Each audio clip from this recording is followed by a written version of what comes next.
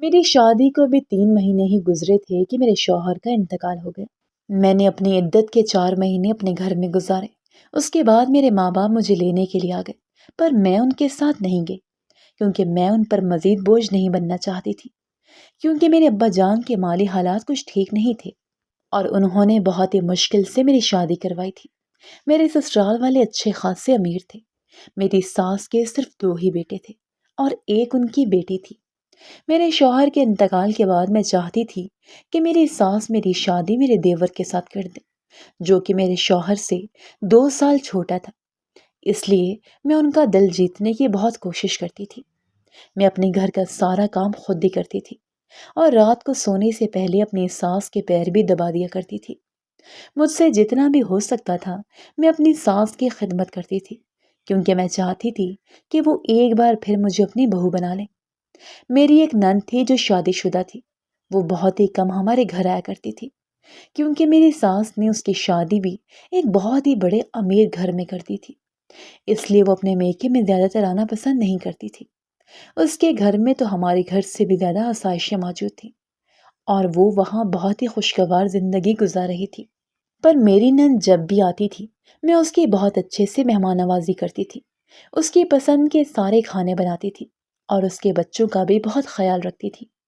اس بات سے میری ساس بہت ہی خوش ہوا کرتی تھی اور مجھے بدلے میں بہت سی دعائیں دیتی تھی اور کہتی تھی کہ میری دعا ہے کہ میری دوسری بہو بھی اتنی اچھی ہو جتنی اچھی مجھے تم ملی ہو، اور مجھے کہتی تھی تم میرے لیے بالکل میری بیٹی کی طرح ہو، تم جس طرح سے میری خدمت کرتی ہو اس طرح سے تو کوئی بیٹی بھی اپنی ماں کی خدمت نہیں کرتی۔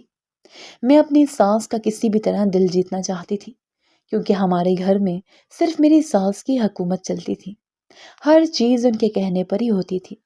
اگر کوئی بات ان کو بری لگ جاتی تھی تو پھر اس گھر میں اس کا نام بھی کوئی نہیں لیتا تھا، کیونکہ میری ساس بہت ہی سخت مزاج کی تھی اور ہمارے گھر میں تو ان کی مرضی کے بنا پرندہ بھی اپنا پر نہیں مار سکتا تھا۔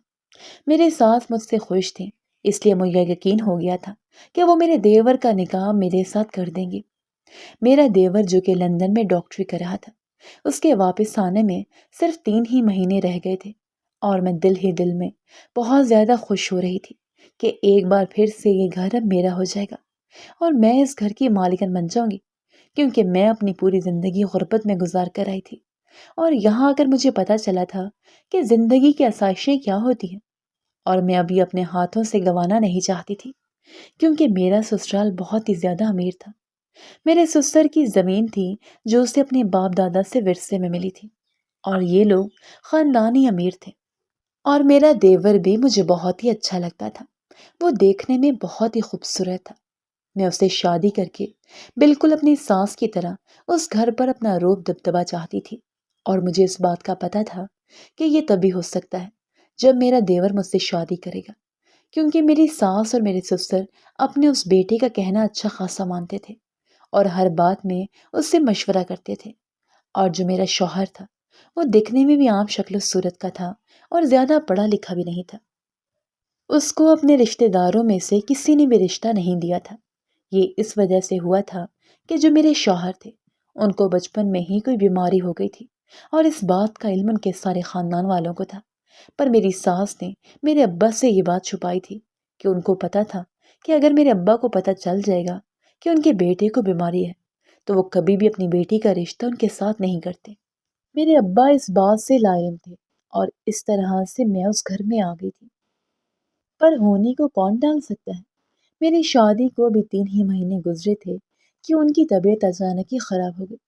میری ساس نے میرے شوہر کے علاج پر اتنا زیادہ پیسہ لگایا تھا، وہ ان کو دوسرے ملک علاج کے لیے بھی بھیجنا چاہتے تھے، پر ان کے پاس اتنا زیادہ ٹائم نہیں تھا کہ وہ وہاں پہنچ پاتے، اور انہوں نے کچھ ہی دنوں میں دم توڑ دیا تھا۔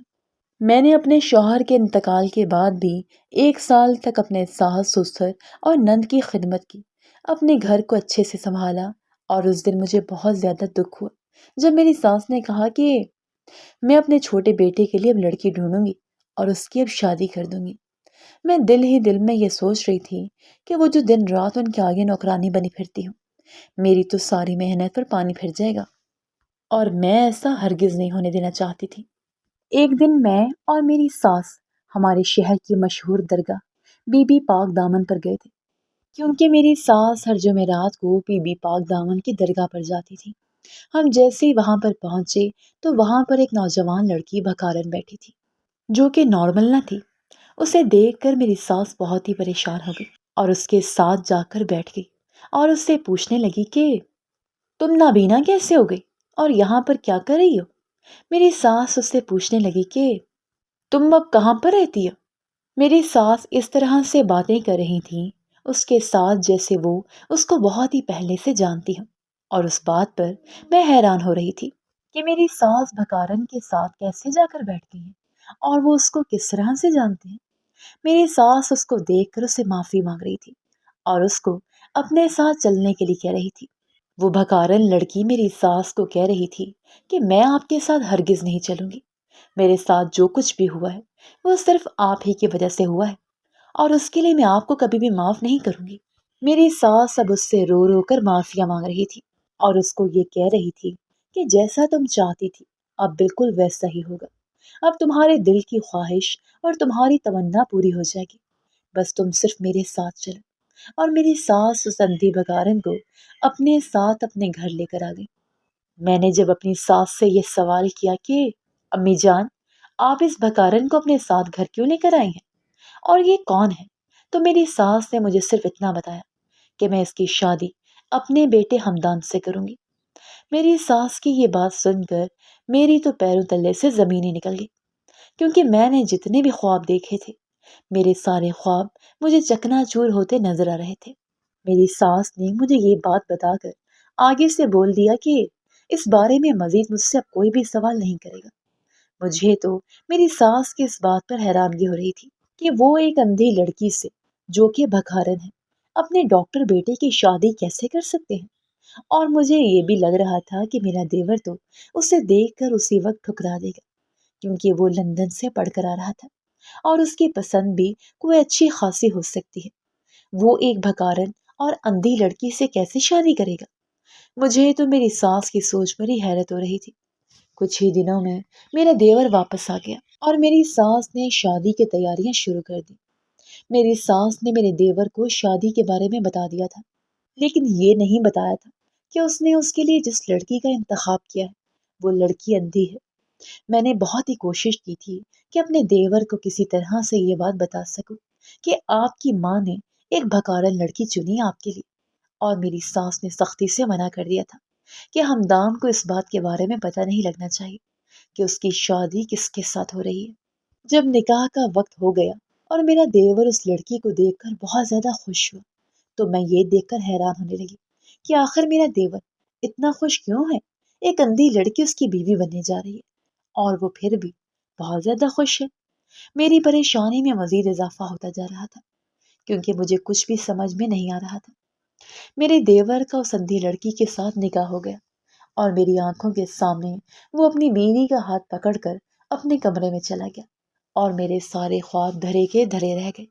میری ساس نے مجھے حکم دیا کہ میرے دیور اور دیورانی کی ساری ذمہ داری مجھے ہی اٹھانی ہوگی، کیونکہ وہ اندھی ہے، اسے کچھ بھی نظر نہیں آتا، اس لیے ان کے کھانے پینے سے لے کر ان کے ہر کام کی ذمہ داری مجھ پہ ڈالی گئی تھی، اور مجھ سے یہ بات بالکل بھی برداشت نہیں ہو رہی تھی کہ میں نے پہلے تو اپنی ساس کے اس گھر میں خدمتیں کی اور پھر دیورانی کی نوکر بنتی پھروں۔ میں نے ہمت کر کے ساس کے ساتھ آج بات کرنے کا فیصلہ کر لیا اور اس کے کمرے میں چلی گئی۔ میں نے ساس سے پوچھا کہ آپ نے میرے بارے میں آخر کیا سوچا؟ آپ کب تک مجھے اپنے گھر میں اس طرح نوکرانی بنا کر رکھیں گی؟ پہلے جو صرف آپ تھی، اب تو آپ نے ایک اندھی لڑکی کو بھی میرے سر پر آ کر بٹھا دیا ہے۔ آپ میرے شوہر کی ماں تھی، اس لیے میں آپ کی خدمت اپنے دل و جان سے کرتی تھی، پر میں اس اندھی بھکارن کی نوکری نہیں کر سکتی۔ میری ساس نے مجھے کہا کہ میرے پاس آ کر بیٹھو، میں تمہیں بتاتی ہوں کہ وہ کون ہے۔ مجھے میری ساس اب بالکل بھی اچھی نہیں لگ رہی تھی۔ میرا دل کر رہا تھا کہ میں اسی وقت اس گھر سے چلی جاؤں، کیونکہ میں اپنے مقصد میں ناکام ہو گئی تھی اور مجھے ان کی کوئی بھی بات مزید سننی نہیں تھی، پر میں ایسا کچھ بھی نہیں کر سکتی تھی۔ مجھے مجبوراً اپنی ساس کے پاس جا کر بیٹھنا پڑا۔ میری ساس نے مجھے بتایا کہ جب ہمدان لندن گیا تھا، یہ تب کی بات ہے، اس نے مجھے بتایا کہ یہ لڑکی ہمارے محلے میں رہتی تھی اور ہمدان اس کو بہت ہی پسند کرتا تھا۔ یہ لڑکی بھی ہمدان کو پسند کرتی تھی۔ ہمدان نے مجھے کافی بار کہا تھا کہ میں اس کا رشتہ لے کر ان کے گھر چلی جاؤں، پر وہ ہم سے تھوڑے غریب لوگ تھے اور میں ہمدان کا رشتہ بہت ہی امیر خاندان میں کرنا چاہتی تھی، جو کہ میری ٹکر کا ہونا چاہیے۔ ہمدان نے مجھے بہت ہی سمجھایا کہ انسان کی خوشیوں کے آگے پیسے کا کوئی بھی مول نہیں ہوتا، پر مجھے یہ بات سمجھ میں نہیں آئی تھی۔ میں اس لڑکی کے ماں باپ کے گھر گئی تھی اور ان کو کہا تھا کہ اپنی بیٹی کو سمجھاؤ کہ میرے بیٹے سے دور ہو جائے، ورنہ آپ کے ساتھ اچھا نہیں ہوگا۔ میں جانتی ہوں کہ آپ کی ساری نظر میرے پیسوں پر اور میری جائیداد پر ہے، اس لیے آپ نے اپنی بیٹی کو میرے بیٹے کو پھنسانے کے بارے میں کہا ہے، پر جیسا آپ چاہتے ہیں ویسا بالکل بھی نہیں ہوگا۔ میں ایسا ہرگز نہیں ہونے دوں گی۔ اس لڑکی کی ماں مجھے رو رو کر کہہ رہی تھی کہ ہم نے اپنی بیٹی کو ایسا کچھ بھی نہیں کہا، ہم غریب لوگ ہیں اور عزت والے ہیں، آپ یہاں آ کر اس طرح سے تماشا کریں گی تو محلے میں ہماری کیا عزت رہ جائے گی؟ مہربانی کر کے آپ یہاں سے چلی جائیں۔ اس عورت نے مجھے کہا تھا کہ میں آج کے بعد اپنی بیٹی کو آپ کے بیٹے سے ملنے نہیں دوں گی، آپ بے فکر ہو جائیں۔ اس وقت جب میں ان کے گھر گئی اور ان کو اتنی ساری باتیں سنا کر آ رہی تھی تو ان کے گھر کے باہر کافی لوگ جمع ہو گئے تھے اور سارے محلے کو اس تماشے کے بارے میں پتہ چل گیا تھا۔ اس لڑکی کی ماں بیچاری تو بہت ہی شرمسار ہو رہی تھی اور بہت ہی زیادہ رو رہی تھی۔ جب میں گھر واپس آئی تو ہمدان مجھ سے بات بالکل بھی نہیں کر رہا تھا۔ میں نے اس کو کھانا کھانے کے لیے بلایا اور اس نے کھانا کھانے سے بھی منع کر دیا۔ ہمدان کی یہ بے رخی مجھ سے بالکل بھی برداشت نہیں ہو رہی تھی، کیونکہ اس سے پہلے کبھی بھی ایسا نہیں ہوا تھا کہ ہمدان مجھ سے بات نہ کرے اور میری کسی بات کا جواب نہ دے۔ ہمدان تو میرا اتنا فرما بردار بیٹا تھا جو میری ایک آواز پر بھاگا ہوا میرے پاس آ جاتا تھا، اور یہ سب اس وجہ سے ہو رہا تھا کیونکہ اس کو اس لڑکی نے فون کر کے بتا دیا تھا کہ میں ان کے گھر گئی تھی اور ان کے ماں باپ کو سارے محلے کے سامنے بے عزت کر کے آ گئی ہوں۔ اگلی صبح کو ہمدان جب گھر سے باہر جا رہا تھا اور میں نے اس سے پوچھا کہ کہاں جا رہے ہو تو اس نے مجھے بتایا کہ میں نیلم سے ملنے جا رہا ہوں۔ میں نے اس کو بہت روکا۔ میں نے اس سے کہا کہ میں اس غریب لڑکی سے تمہاری شادی ہرگز نہیں کرواؤں گی، اس کی نظر صرف تمہاری دولت پر ہے جو تمہیں نظر نہیں آ رہا۔ ہمدان میری ساری باتیں سن کر باہر چلا گیا اور اس نے مجھے کسی بھی بات کا جواب نہیں دیا۔ تھوڑی ہی دیر کے بعد جب وہ واپس آیا تو بہت ہی چلا چلا کر رو رہا تھا۔ وہ اپنے کمرے میں چلا گیا اور اس نے وہاں پر رکھی ہوئی ہر چیز توڑ پھوڑ دی۔ میں نے اس کے کمرے کا دروازہ بہت زیادہ کھٹکھٹایا اور اس نے مجھے ایک جواب تک نہیں دیا اور خود کو کمرے میں بند کر دیا۔ اس نے سارا دن کھانا نہیں کھایا تھا اور ہمدان کی یہ حالت مجھ سے بالکل بھی برداشت نہیں ہو رہی تھی کیونکہ میں اس کی ماں تھی۔ وہ مجھے اپنے دل و جان سے زیادہ عزیز تھا۔ میرا بڑا بیٹا تو پہلے ہی بیمار تھا، پر اب میں اپنا یہ بیٹا کھونا نہیں چاہتی تھی۔ میں کیسے بھی کر کے اس لڑکی اور اس کی فیملی کو اس شہر سے نکالنا چاہتی تھی کیونکہ مجھے ایسا لگتا تھا اگر وہ یہاں سے چلی جائے گی تو ہمدان کا رابطہ اس سے ختم ہو جائے گا اور یہ اس طرح سے ٹھیک ہو جائے گا۔ ہمدان نے اس دن سارا دن خود کو کمرے میں بند کیا ہوا تھا اور میں پھر سے اس لڑکی کے گھر چلی گئی۔ میں نے اس لڑکی کے ماں باپ کو کہا کہ آپ لوگ اس شہر سے کہیں دور چلے جائیں، اس کے بدلے میں آپ لوگ مجھ سے جتنے بھی پیسے لے لو میں آپ کو دینے کے لیے تیار ہوں، بس اپنی بیٹی سے کہو کہ میرے بیٹے کا پیچھا چھوڑ دے اور اس کی زندگی سے چلی جائے۔ تو کمرے سے نکل کر اس وقت نیلم باہر آ گئی اور مجھے کہنے لگی کہ آپ بے فکر ہو جائیں، میں آپ کے بیٹے سے اب کبھی بھی نہیں ملوں گی۔ اس نے مجھے بتایا کہ آج بھی وہ اس سے ملنے آیا تھا اور اس نے واپس بھیج دیا اور اپنا رشتہ ہمیشہ کے لیے اس کے ساتھ ختم کر دیا ہے۔ نیلم نے اس وقت مجھے بتایا کہ آپ کے پیسے ہمیں نہیں چاہیے، ہم تو پہلے ہی سوچ چکے ہیں کہ ہم یہ شہر آج رات ہی چھوڑ کر چلے جائیں گے۔ آپ کی بہت بڑی مہربانی ہوگی کہ آپ اپنے بیٹے کو سمجھائیں کہ وہ ہمارا پیچھے نہ کرے اور ہمیں سکون کی زندگی جینے دے۔ آپ کا بیٹا ہی میرے پیچھے پڑا ہوا ہے، وہ تو ہمیشہ سے مجھے کہتا تھا کہ میں شادی کروں گا تو صرف تم سے ہی کروں گا، پر میں نے اس کو کہہ دیا تھا کہ میں کبھی بھی تم سے شادی نہیں کروں گی کیونکہ مجھے پتا تھا کہ آپ ایسا ہرگز نہیں ہونے دیں گی، کیونکہ آپ کو اپنے بیٹے کی خوشیوں سے زیادہ اپنے پیسوں کے زور پر جو بنائی ہوئی شان و شوکت ہے وہ عزیز ہے۔ آپ کے لیے اپنے بیٹے کی خوشیاں کوئی بھی معنی نہیں رکھتی۔ اور نیلم نے کہا کہ مجھے تو آپ کا بیٹا ہی ہمیشہ کہتا تھا کہ اپنی ماں کو سمجھانا میرے ذمہ ہے، اس کی فکر تم مت کرو، وہ میری ماں ہے، وہ میری خوشیوں کا خیال ضرور رکھے گی۔ نیلم نے مجھے اس وقت کہا کہ مجھے افسوس ہے کہ ہمدان اتنی بڑی غلط فہمی میں تھا کہ اس کی ماں کو اس کی خوشیاں عزیز ہیں، اور میں نے اس وقت نیلم کو کہا کہ مجھے سمجھانے کی یا کچھ بھی بتانے کی تمہیں ضرورت نہیں ہے، جتنا ہو سکے جلدی اس شہر سے نکل جاؤ۔ ایسا کہہ کر میں جب گھر آ گئی تو ہمدان کی حالت بہت ہی رو رو کر بگڑ گئی تھی۔ میں نے یہ سوچا تھا کہ یہ صرف کچھ ہی دنوں تک چلے گا اور پھر کچھ دنوں کے بعد وہ نیلم کو بھول جائے گا، پر ایسا کچھ بھی نہیں ہوا تھا۔ ہمدان کی طبیعت دن بدن بگڑتی جا رہی تھی، اس نے کھانا پینا بالکل ہی بند کر دیا تھا۔ ایک دن تو ہمدان بے ہوش ہو کر گر گیا اور صرف بے ہوشی میں نیلم کا نام ہی پکار رہا تھا۔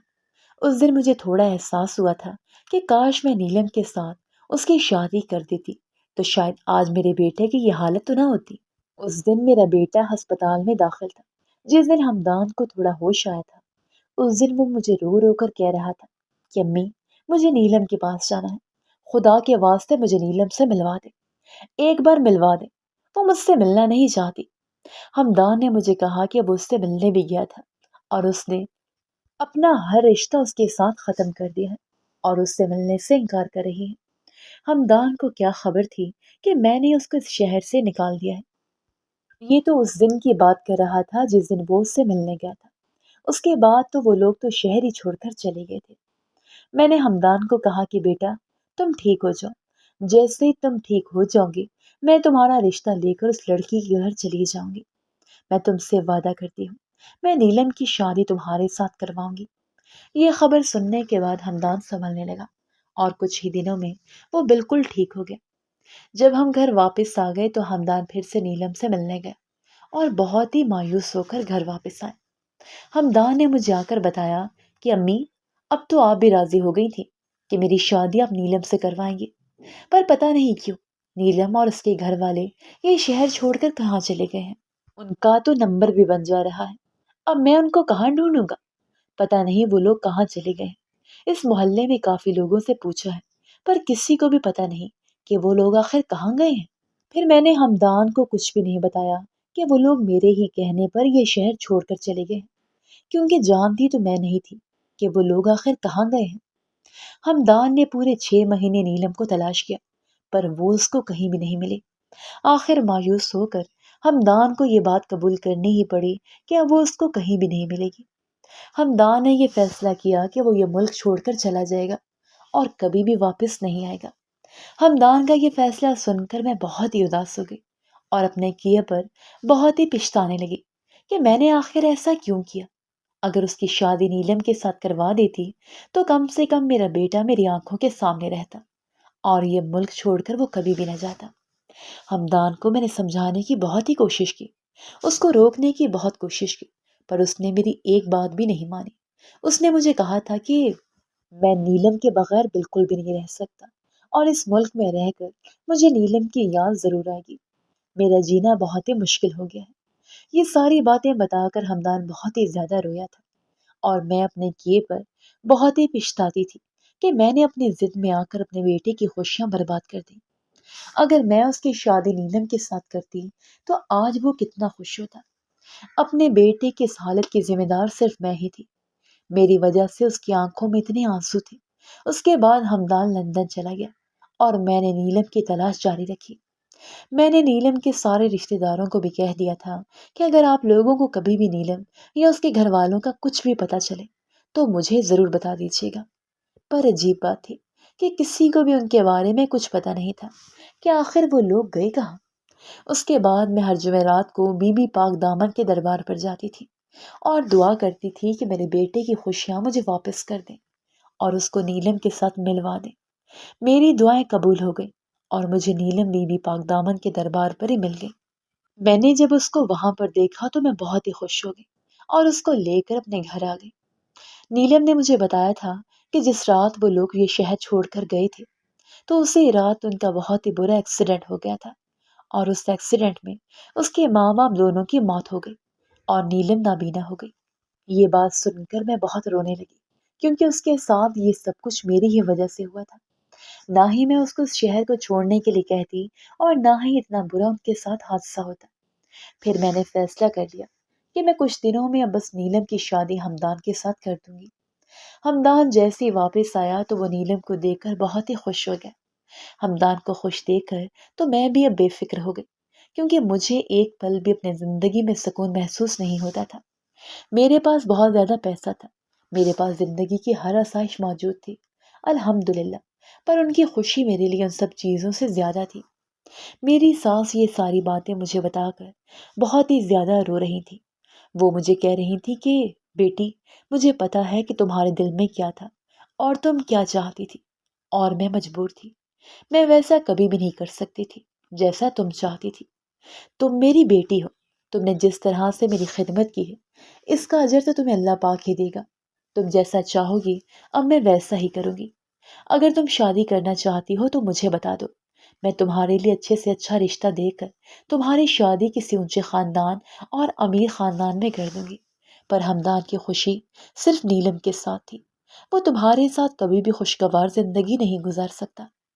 میری ساس نے اس رات مجھے کہا تھا کہ میرے پاس جتنی بھی دولت ہے میں اپنی ساری دولت کے 2 حصے کروں گی، جس میں سے ایک حصہ تمہارا اور ایک ہمدان کا ہوگا، اور اگر پھر تم اپنی زندگی کا کوئی فیصلہ لینا چاہتی ہو تو تمہیں پورا حق ہے، تم جو بھی کہو گی میں ویسا ہی کروں گی۔ اپنی ساس کی ساری بات سن کر مجھے اس وقت احساس ہوا تھا کہ میں جو کچھ بھی سوچ رہی تھی بہت ہی غلط سوچ رہی تھی۔ میرے دل میں بھی دولت کی لالچ کتنی بڑھ گئی تھی کہ مجھے اپنے گھر والوں کا پیار بھی نظر نہیں آ رہا تھا۔ اپنے بیٹے کی موت کے بعد مجھے اپنے میکے بھیج سکتے تھے، پر ان لوگوں نے میرے ساتھ ایسا کچھ بھی نہیں کیا، اور میری ساس نے مجھے اپنی بیٹی بنا کر اپنے پاس ہی رکھ لیا تھا۔ میں اس وقت اپنی ساس کو کہہ دیا تھا کہ نہیں امی جان، میں اپنی پوری زندگی آپ کے ساتھ ہی گزاروں گی۔ اس گھر میں جتنی خوشی مجھے ملی ہے میں نے تو کبھی سوچا بھی نہیں تھا کہ میری زندگی میں کبھی اتنی خوشیاں، اتنا سکھ مجھے ملے گا۔ آپ نے جتنا کچھ مجھے دیا ہے میرے لیے تو یہ بہت زیادہ ہے، مجھے مزید کی اب خواہش نہیں ہے۔ میری ساس نے اس وقت بھی مجھے گلے لگایا اور مجھے کہا کہ تم میری بیٹی ہو اور ہمیشہ ہی میری بیٹی رہو گی، اور اس بات سے مجھے بہت ہی زیادہ خوشی ملی تھی۔ میں نے اس وقت ساس کو کہا کہ امی جان، میں ہمدان اور اس کی بیوی کو اس کے کمرے میں کھانا دے کر آتی ہوں۔ میں نے اپنی ساس کو کہا تھا کہ اب آپ دونوں کی فکر مت کیا کریں، میں ہی اپنی دیورانی کا خیال رکھوں گی۔ اس کی آنکھیں نہیں ہیں تو کیا ہوا، وہ میرے لیے میری بہنوں جیسی ہے۔ میں اس کو کبھی بھی اس بات کا احساس نہیں ہونے دوں گی کہ اس کو کچھ بھی نظر نہیں آتا، میں اس کا بہت ہی زیادہ خیال رکھوں گی۔ میری ساس نے میرے سر پر ہاتھ رکھ کر مجھے دعا دیتے ہوئے کہا، میری بیٹی، مجھے تم سے اسی بات کی توقع تھی۔ میں جیسے ہی کھانا اور دودھ لے کر خاندان کے کمرے میں گئی تو ہمدان کے کمرے میں 3 اور ڈاکٹر بیٹھے ہوئے تھے، اور ہمدان ان کے ساتھ نیلم کی ہی بات کر رہا تھا اور کہہ رہا تھا کہ میں جس لڑکی کے بارے میں آپ لوگوں کو بتاتا تھا یہی ہے وہ نیلم، جسے میں بہت ہی زیادہ محبت کرتا تھا، اور آج شکر ہے کہ اللہ کا نیلم مجھے مل گئی ہے، اور اس کا ساتھ پا کر میں بہت ہی زیادہ خوش ہوں۔ مجھے تو اپنی قسمت پر یقین ہی نہیں آ رہا کہ مجھے اپنی محبت حاصل ہو گئی ہے۔ ہمدان کے دوست نیلم کی بہت زیادہ تعریف کر رہے تھے، اور وہ تعریف کے قابل بھی تھی، کیونکہ نیلم بہت ہی خوبصورت لڑکی تھی۔ ہمدان کے دوست جو کہ ڈاکٹر تھے اور ہمدان کو کہہ رہے تھے کہ تم نیلم کو لندن لے کر آنا، اس کا وہاں پر آپریشن کروائیں گے اور پھر نیلم کی آنکھیں واپس آ جائیں گی۔ یہ بات سن کر تو مجھے بھی بہت زیادہ خوشی ہو رہی تھی کہ اس کی آنکھوں کی روشنی ایک بار پھر سے واپس آ جائے گی، اور پھر ہم دونوں جٹھانی دیورانی اسی گھر میں خوشگوار زندگی گزار سکیں گے۔